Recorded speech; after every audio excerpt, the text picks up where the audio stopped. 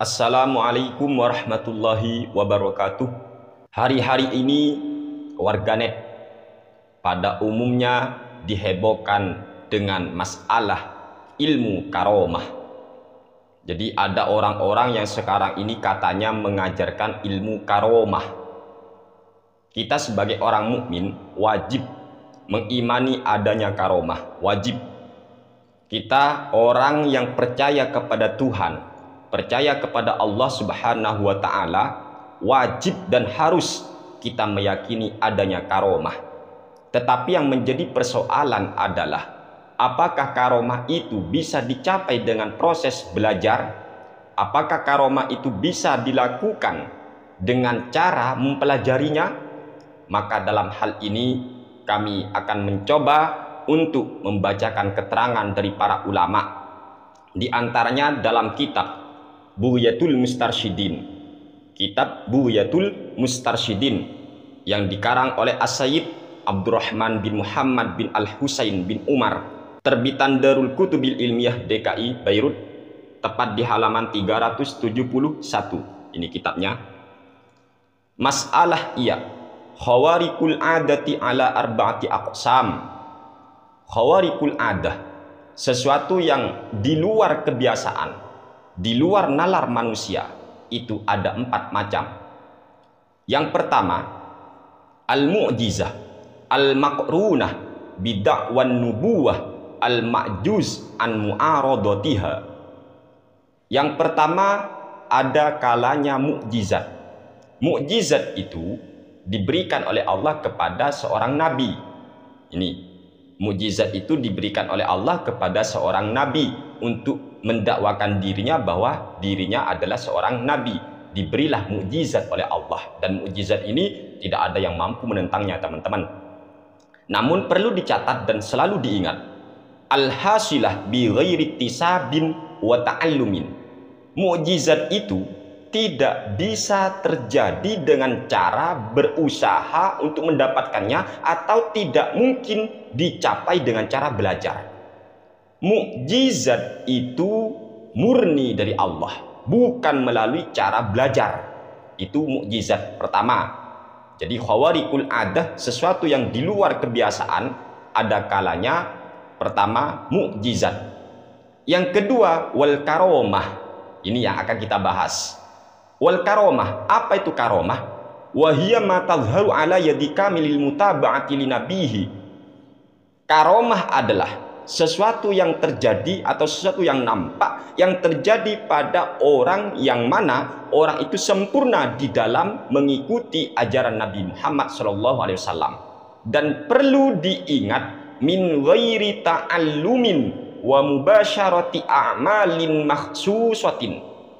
Karomah itu tanpa adanya belajar, tanpa adanya melakukan sebuah amalan-amalan tertentu. Itu karomah. Jadi jelas karomah itu tidak bisa dicapai dengan cara belajar. Maka bohong apabila ada orang yang mengatakan dirinya mengajar kepada orang tentang ilmu karomah. Bohong. Tidak ada karomah yang bisa diajarkan ke orang lain. Tidak ada. Tapi kalau cuma sekedar namanya, teman-teman, ilmu karomah cuma sekedar namanya, ya boleh-boleh aja. Tetapi perlu diingat, itu jelas bukan karomah. Sebab karomah itu terjadi tanpa proses belajar. Itu perlu dicatat. Kemudian, watangqasimu ila ma huwa irhasun wa huwa ma yadhharu ala yadin nabi qabla da'wan nubuwah. Kemudian karomah ini terbagi lagi. Ada yang namanya irhas. Irhas itu yaitu sesuatu kejadian yang luar biasa yang terjadi pada calon nabi sebelum nabi itu dilantik. Irhas namanya. Contoh Nabi Muhammad SAW, beliau itu sebelum dilantik jadi nabi memiliki irhas. Jadi ketika kejadian yang sangat luar biasa, di luar nalar manusia, di luar tradisi atau di luar kebiasaan terjadi pada seorang calon nabi, maka itu disebut irhas. Kemudian wama huwa ma'unah, ada lagi karomah itu yang disebut dengan ma'unah. Apa ma'unah? Wa huwa ma yadhharu ala yadil mu'minil ladzi lam yafsuk. Ini Ma'unah adalah sesuatu yang terjadi kepada orang mukmin yang tidak fasik dan tidak tertipu, teman-teman. Ini.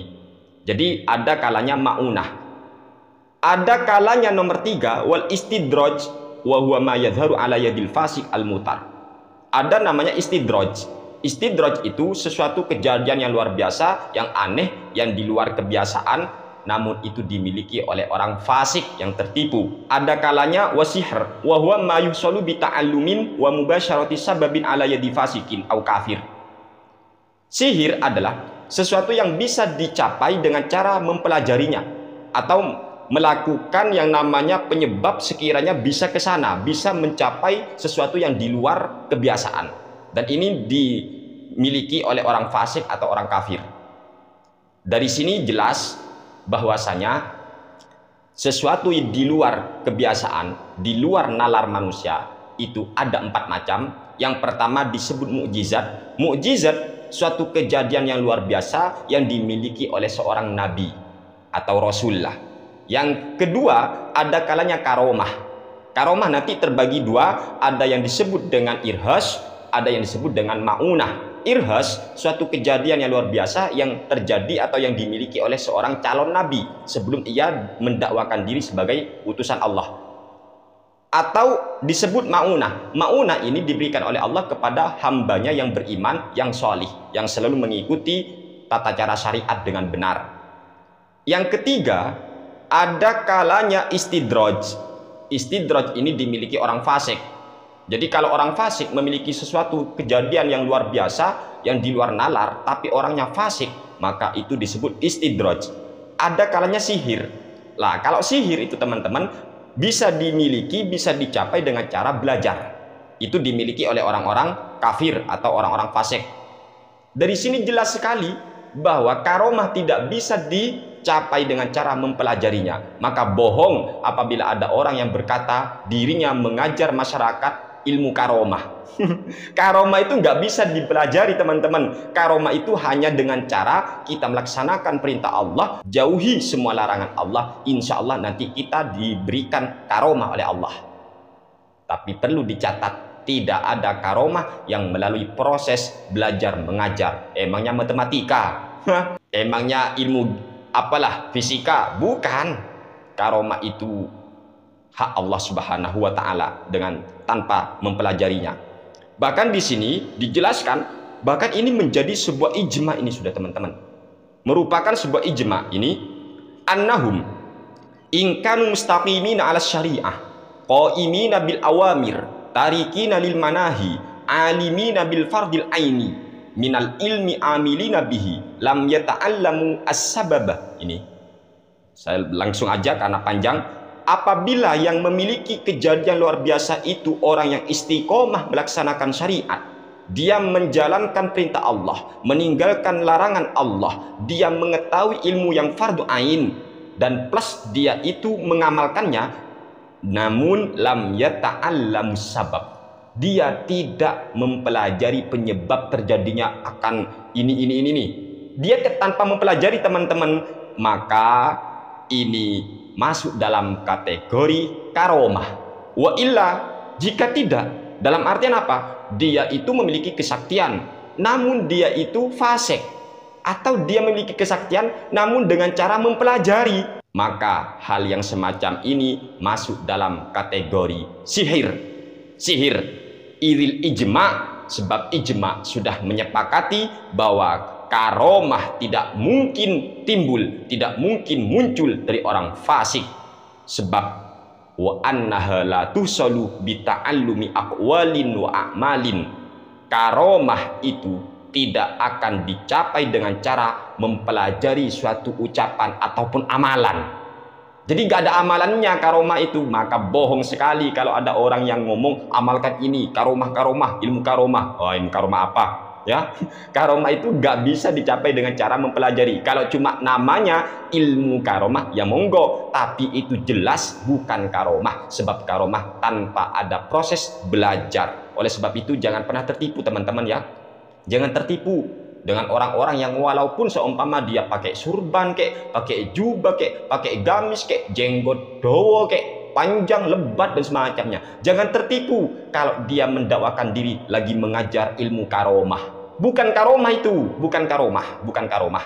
Karena karomah itu jelas tanpa ada proses belajar mengajar. Kalau cuma sekedar nama, siapa? Ilmu karomah. Siapa yang nggak bisa kalau cuma nama? Tapi yang pasti secara hakikat, secara sejatinya dia bukan karomah namanya. Jangan pernah tertipu dengan siapapun yang berkedok atas nama agama padahal dia orang yang dangkal tentang agama. Jangan pernah tertipu dengan penampilan seseorang. Penampilan seseorang tidak bisa menjadi tolak ukur kebenaran. Ya, hati-hati dengan orang-orang yang berkedok agama. Waspadalah, waspadalah, waspadalah. Sebab kefanatikan Anda, kepercayaan Anda kepada seseorang seringkali membuat orang yang Anda percayai, seringkali membuat orang yang Anda itu husnudzoni, dia mudah menipu Anda. Terima kasih. Wassalamualaikum warahmatullahi wabarakatuh.